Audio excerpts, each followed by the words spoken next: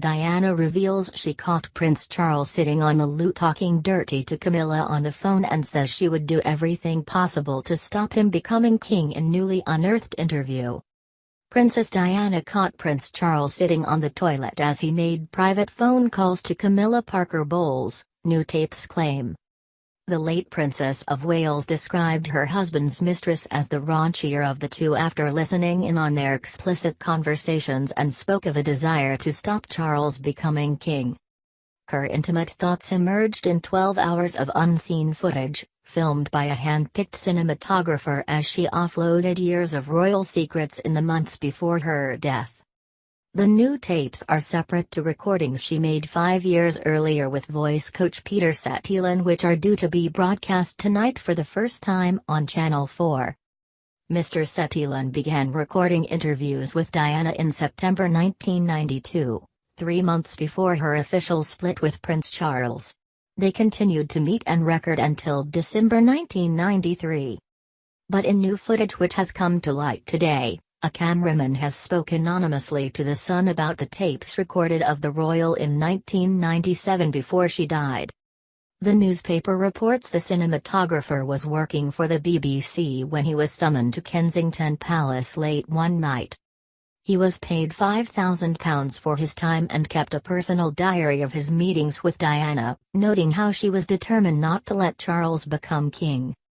The Lensman wrote, Diana caught Charles and Camilla de flagrante after listening into his phone calls. She described how she came to listen to their phone calls. In one, Charles was sitting on the toilet seat when she caught him. The topic of conversation was described as phone sex, where it was claimed Camilla was the more saucier of what happened. Diana also spoke about her desire to stop Charles from becoming king, instead wanting her eldest son William to take up the position. The camera operative put in his diary, she makes it clear that she would do everything possible to make sure Charles never became king. She wanted William to succeed to the throne when the Queen died. Diana clearly saw her role as the power behind William. She had this somewhat romantic idea of being a kingmaker, the mother behind the monarch. The Lensman, who is still alive and understood to be living in America, described the moment he arrived at Kensington Palace and was waved through by police. He said he had to buy 2 burner phones amid fears MI5 would hack their conversations. These fresh claims come just hours ahead of the worldwide premiere of a never-seen-before interview with the princess. Mr. Cetillon fought a bitter legal battle against Diana's family for ownership of his tapes, which were finally handed back to him in September this year. They disappeared from Diana's apartment at Kensington Palace after her death in 1997 but were discovered 4 years ago in the loft of her former butler, Paul Burrell. In an interview to accompany the tapes, Mr. Cetillon says Diana came across as a frightened woman who was shell-shocked by a bad marriage. The cameraman, who wishes to remain anonymous, claims he worked for the BBC and was summoned to Kensington Palace late one night. The Sun reports how the cinematographer kept a diary of the sessions in which. Tonight the controversial recordings, documenting the collapse of Diana's marriage to Charles, will be aired on Channel 4. The tapes went missing and Mr. Cetillon became locked in a copyright battle with Diana's brother, following her death, for the rights to broadcast them. He eventually won and was backed by NBC, who wanted to broadcast the footage. Cetillon was hired by the princess to build her confidence in public speaking, but in the process recorded her no-holds-barred confessions about the royals.